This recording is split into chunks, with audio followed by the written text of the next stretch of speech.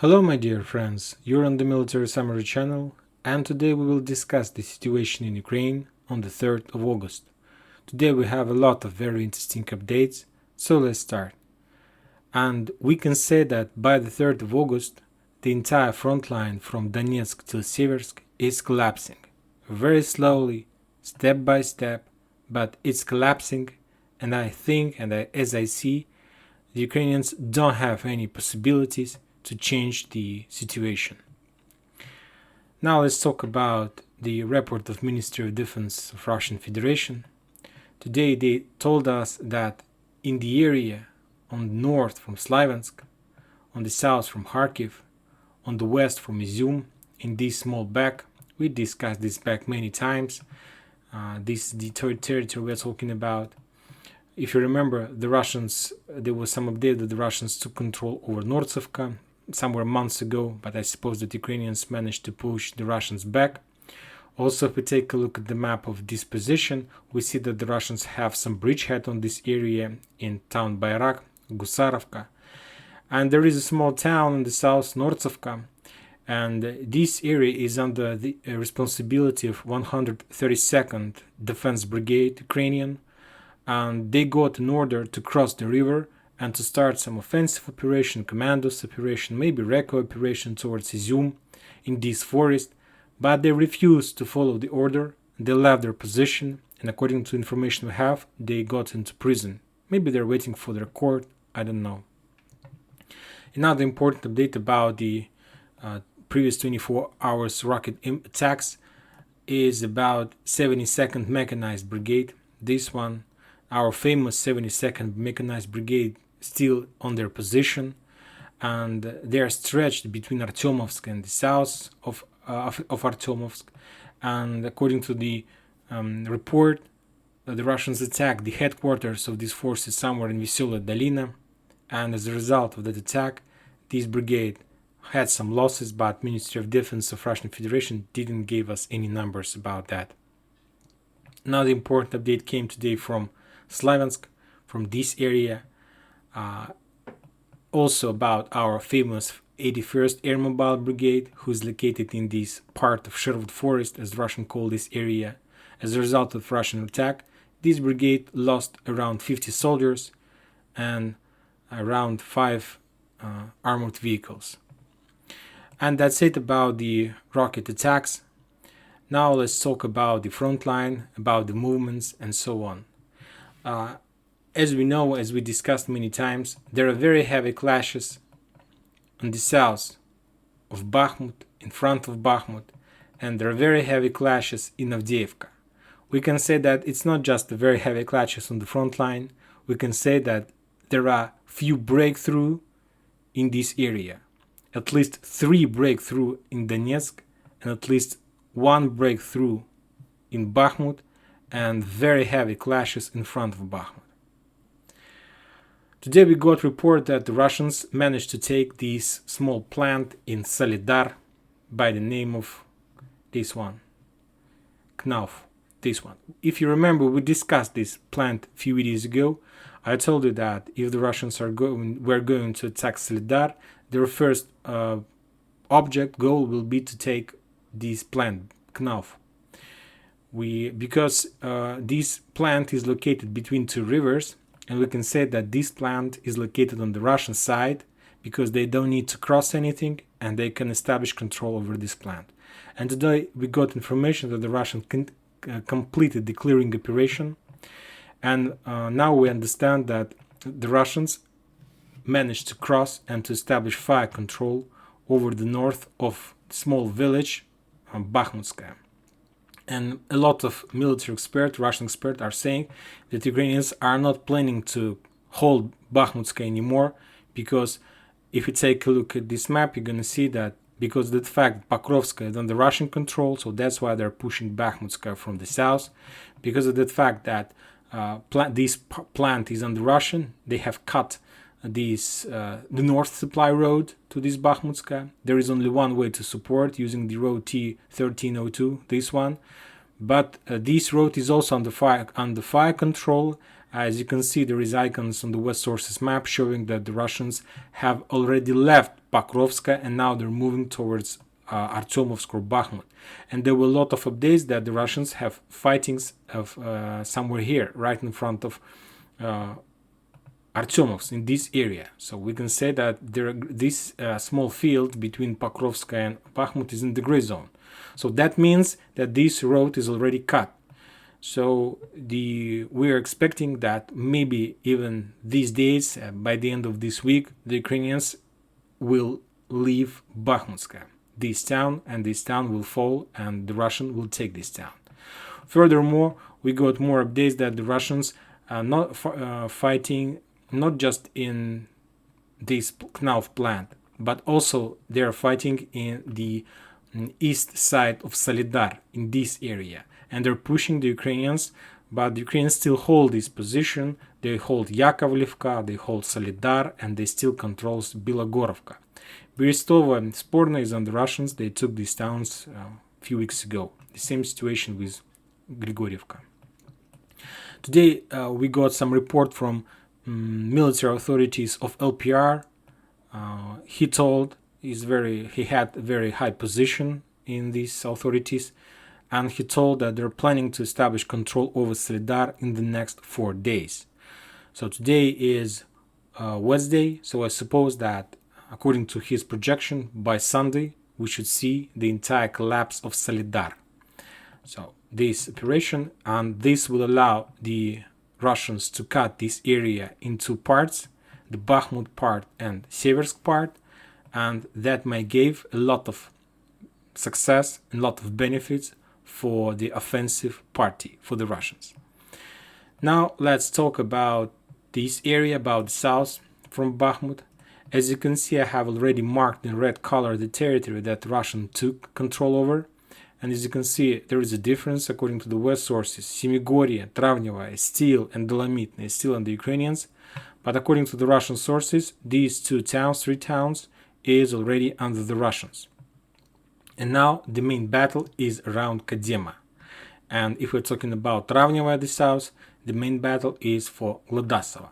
But the forces from Travneva are not pushing toward Glodasova. They're not storming this area. The main job is to fix the Ukrainians there and not to allow them to leave this area or to move some reinforcements towards Kadema. Because if Kadema falls, Glodasova falls automatically. So the main battle is for Kadema. If we're talking about Kadema, this area is protected by 72nd Mechanized Brigade and by the right sector, the National Battalion. So these guys, as we see, because the fact that 72nd Brigade was hunted by the Russians for a very long time and they are not retreating, they're not leaving their position. So I suppose that National Battalion and this Mechanized Brigade are going to fight till the last Ukrainian. So we'll see and we'll follow this situation. But I'll remind you that the fall of Kadema, Glodasov and Dachau, this area between this river Bakhmut and this Ugledarska power plant, means that the Russians opened the door to start the offensive operation towards Bakhmut from the south and towards New York agglomeration from the east. And this situation is going to be very critical. And of course, the third way from this Zaitsevo town towards Chasov Yar. So in these three directions, the Russians will be able to attack. And I suppose that maybe we're going to see this battle even earlier than the battle for Bakhmut, because Bakhmut is very reinforced. There are a lot of trenches, a lot of fortifications, a lot of soldiers, and so on. And the Ukrainians prepared for the battle for Bakhmut a very long time ago, so they expected the Russians here. And of course, their main idea not to hold Bakhmut, because the Ukrainians are not able to hold Bakhmut. The main idea of Ukrainians in Bakhmut is to deal as much as possible damage to the Russians. So the entire, we can say, Donbas Arc operation from the Ukrainian side, the main goal is not to keep this area, because everybody understands that sooner or later they're going to lose this bridgehead. These towns, Slavyansk, Kramatorsk, Konstantinovka, Bakhmut, they will lose anyway. And everybody understands that. But the main goal the Ukrainians has on this territory is to deal as much as possible damage to the Russians, to spill as much as possible their blood. and not to give them any possibility to continue offensive operation, for example, in the south or in Izium or in the Kharkiv. So this is their main goal. I don't know about the Russian losses. The only source of Russian losses is the Ukrainian military authorities, but we discussed their information they provide, so I can't rely on that information because there are no details at all. So I expect some details about brigades, about battalions, and so on. But they're giving us just numbers. I can't believe it, these numbers, to tell the truth. So if we're talking about this entire operation, about entire situation near Bakhmut and Seversk, Kramatorsk, Slavyansk, the Ukrainians did two big mistakes, and now they're paying for these mistakes. The first mistake they did is that they moved a lot of infantry brigades in the area between Seversk and Bakhmut, in this area. And as we can see now, there is no clashes at all in this region between Seversk and Soledar and Bakhmut. But there are a lot of infantry brigades. I suppose, according to my own calculations, there are around 8,000 soldiers just in this area. And these soldiers is just under artillery fire. The Ukrainians are not using them, for example, in the south, because they can't do this right now. They're fixed. All the roads is under fire. You need to use a very big shoulder to move infantry from the north to the south. This is the first mistake that Ukrainians did. They needed to stretch these brigades all along the front line, because we see that south has a very big lack of forces, of infantry, just regular infantry. Another mistake that Ukrainians did, and this information we got from the Ukrainian sources, from the Russian military specialist, they're saying that because of that fact that Ukrainians supposed that the defense area near Donetsk can hold the Russians, can keep the Russians in this area. Furthermore, these trenches, this fortification can stand against the Russian artillery. So that's why the Ukrainians move. We can say this number is softly, but just for better understanding, we can say that Ukrainians moved more than 60 or maybe 70% of artillery system from the north of Donetsk towards the south of Ukraine, towards Zaporozhye, because they're preparing to start offensive operation, and I suppose that maybe they're not going to start this offensive operation ever because of breaking through in Donetsk. This information about artillery was confirmed by the Ukrainians. Now let's talk and let's move to Donetsk, to the city. I have already added the changes on the front line, these red clouds with the blue border near Avdiivka. This area was taken by the Russian long time ago, just added this territory for better understanding. If we're talking about the breakthrough, we are talking about these small fortifications right in front of Donetsk on the south of Avdiivka. The Russians took this fortification a day ago. Now the important updates from Piesky. As you can see, the West Sources map has been updated. This territory that located on the left side of this red border, it used to be under Ukrainians, and this territory wasn't marked with the red color. So West Sources map confirms that the Russians took some part of Piesky. But according to the Russian sources, they got much more. And they got not just this territory that West Sources map are showing, but the territory further on the west. They took some farms, this one, and today we got a video from this area that the Russians entered these farms and that they established control over the south of Piesky. And now the front line is on this dam, on this area. The Russians can't cross this dam from the south.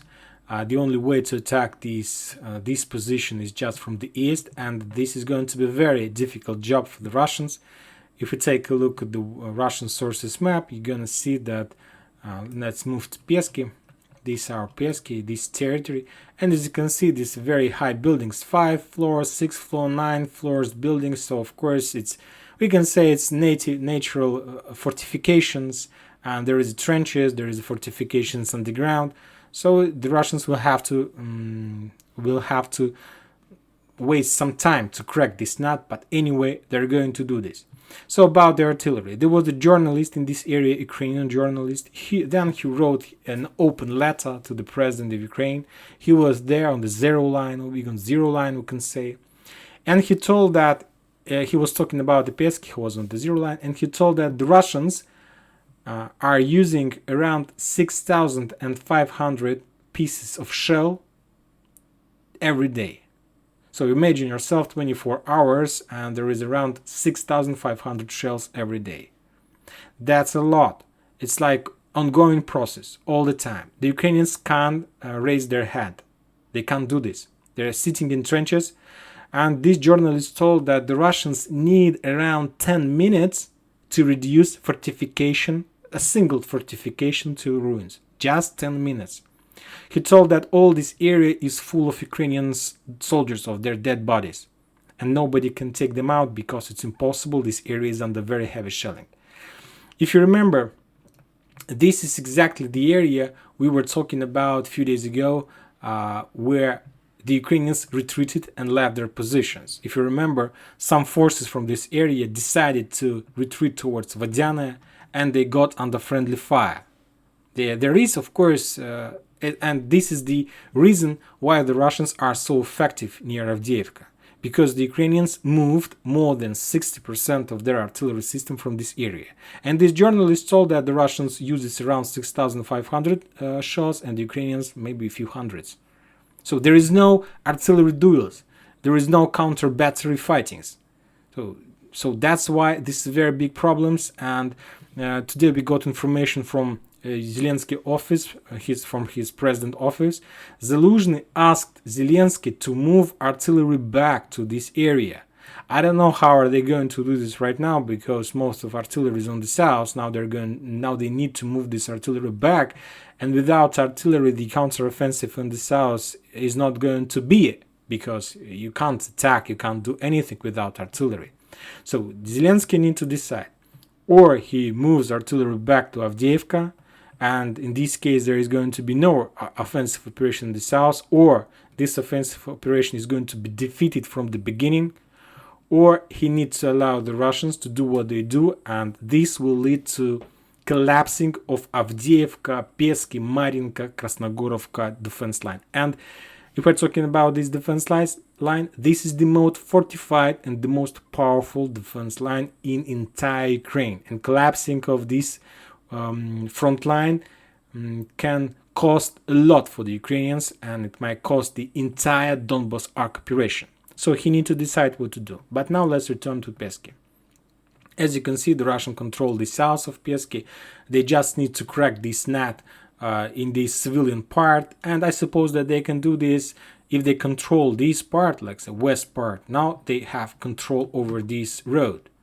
At least I know for sure that there was updates in video that the Russians were shelling this area. The Ukrainians used to build some bridge in this area. There's some ring road around the town, but they didn't finish because of the special period, because of 2014. And now the Russians are pushing towards this area, and they are pushing towards this Nivolskaya, as we discussed in the previous video. So we can say that the Russians are pushing here, that they managed to establish positions somewhere here in this area. Oh, as you can see, right, we're creating this video, and the West Sources map has been updated. As you can see, I don't know what's going on, but it just has been updated right while we were making this video. So as you can see, this is the current situation. And as you can see, the entire front line on the north of Donetsk has been collapsed, and the Ukrainians were forced to move. Even this civilian part now is marked as a Russian territory according to the West Sources map. So as you can see, everything happens online. But maybe it's very interesting, of course. Now let's talk about Marinka. There is also some updates in Marinka. As you can see, according to the West Sources map, the Russians' Marinka is under total Ukraine control, but maybe by the end of this video, the West Source map is going to be updated as well. But for now, the Russians took the east-south part of Marinka, this one of the Russians, and as we discussed yesterday, took a few days ago this mine, and there are also the Ukrainians in Marinka are collapsing. Without artillery, they can't do anything. If we're talking about the Ukrainians, they managed to do just one thing. They tried to start some operation near Velika Novoselovka. This town, Velika Novoselovka. If you take a look at this map, Niskushna is under Ukrainian control, but according to the Russian sources, Niskushna is under Russian. And the Ukrainians would try to push the Russians from Niskushna, but they were defeated and they moved on their position. By the way, important update from Pokrovska. One more time, let's talk about Pokrovska in front of Bakhmut. The Ukrainians tried to do some counter-offensive operation towards Pokrovska with the, for example, 3 battalions, a lot of armored vehicles. They would try to return Pokrovska back. I don't know what they were thinking about, but as a result of that counter-offensive operation from Ukrainian side, they lost around 300 soldiers and more than 5 armored vehicles. So the situation for Ukrainians is very bad. The entire front line is collapsing, and I suppose that very soon we are going to see new battles and new progress from the Russian side. Everything is this situation reminds me of the situation right in front, a few days before our famous Toshkovka fell. So I suppose that there is one key town that is going to fall, like Solidar, or if we're talking about the south, like Piesky, and entire front line is going to collapse, and the Ukrainians will have to run away from this area towards more reliable positions. Because if Piesky falls, let's move to the Piesky one more time. If Piesky falls, that means that the Russians will be able to start encirclement of Avdiivka, and there would be no mercy for the soldiers who is currently located in Avdiivka. And that's it for today. Military Samuel channel reminds you that we condemn any violence in Ukraine. Thank you for your watching. Subscribe to my channel, put your likes, join my Patreon, and have a good day. Thank you. Bye bye.